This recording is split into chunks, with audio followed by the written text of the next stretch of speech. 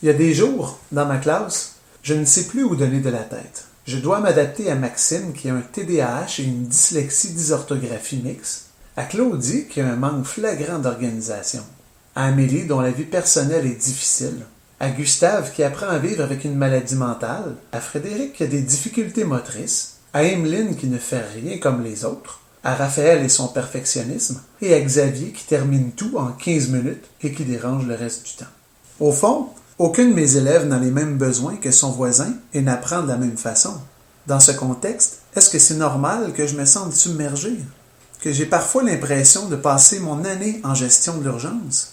Est-ce que je peux avoir droit à un tiers de temps supplémentaire, s'il vous plaît? Vous n'auriez pas une image satellite afin d'avoir un portrait complet? J'ai l'impression que j'ai besoin d'une vue d'ensemble pour m'y retrouver dans toutes ces mesures de flexibilité à ajouter à mes pratiques. Et si l'on vous offrait la CUA?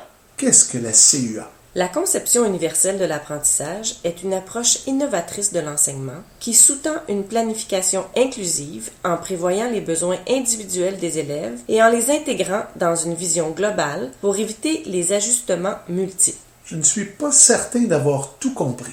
Imaginons un capitaine de bateau qui se prépare pour une descente du fleuve. Il sait qu'il aura beaucoup d'éléments de navigation à surveiller pour que tout aille bien. Dès l'embarquement, les passagers lui présentent des demandes. L'un semble anxieux et veut savoir où est sa cabine, à quelle heure sont les repas, etc. Un autre tremble de peur et avoue ne pas savoir nager. Une vieille dame se plaint du vent et du froid. Une jeune femme arrive avec tellement de bagages qu'il lui est impossible de prendre pied à bord sans l'aide des matelots. Finalement, à peine le quai quitté, un dernier passager se découvre un mal de mer violent. D'une demande à une autre, le voyage se déroule et le capitaine n'a pas une minute de libre. À l'arrivée, il est fourbu, et cela lui laisse la vague impression de ne pas avoir été efficace. C'est parfois le sentiment que j'éprouve après m'être efforcé de faire de la différenciation pour les multiples besoins de mes élèves. Le capitaine se met donc en quête d'une nouvelle façon de faire et il découvre la CUA. Reprenons donc en amont en permettant au capitaine d'appliquer la CUA à sa façon de naviguer.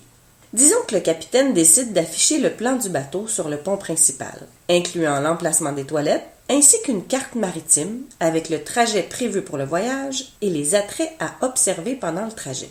Qu'il rende aussi disponible le menu et les heures des repas dans la salle à manger. Qu'au moment de l'embarquement, il remette à chacun des passagers une trousse de voyage comprenant une veste de sauvetage, un plan du bateau, l'horaire des journées, une couverture de laine et des médicaments contre le mal de mer.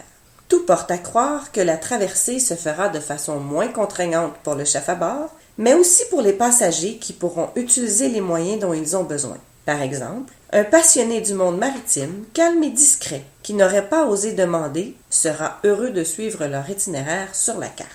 La CUA prend comme fondement que l'offre de mesures de flexibilité qui répondent à un élève à besoin particulier peut être positive pour d'autres élèves, voire pour l'ensemble du groupe. Si je comprends bien l'analogie, la norme n'avance plus sur une ligne en ajoutant des flexibilités pour chacun, mais planifie dès le départ une pluralité des moyens et les offre à tous. Exactement. Il s'agit d'une inclusion plutôt que d'une intégration. C'est le concept d'universalité et d'équité de la CUA.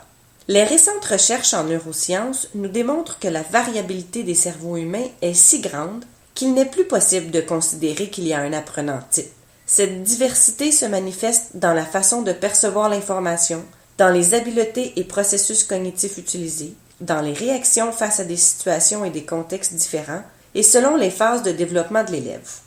La norme devient donc la diversité de façons d'apprendre. Oui, et elle demande l'utilisation flexible et accessible de la technologie, ainsi que la combinaison des approches et techniques pédagogiques. En effaçant les barrières et les obstacles dès le départ, la CUA diminue la stigmatisation de certains élèves, tout comme les coûts d'accompagnement. Elle permet également une plus grande autonomie des apprenants et une meilleure réussite globale. Bon, disons que j'embarque. De quelle façon dois-je m'y prendre pour planifier en conception universelle de l'apprentissage? Faisons une petite escale, le temps de bien assimiler la théorie de base, et rejoignons-nous pour la suite du périple.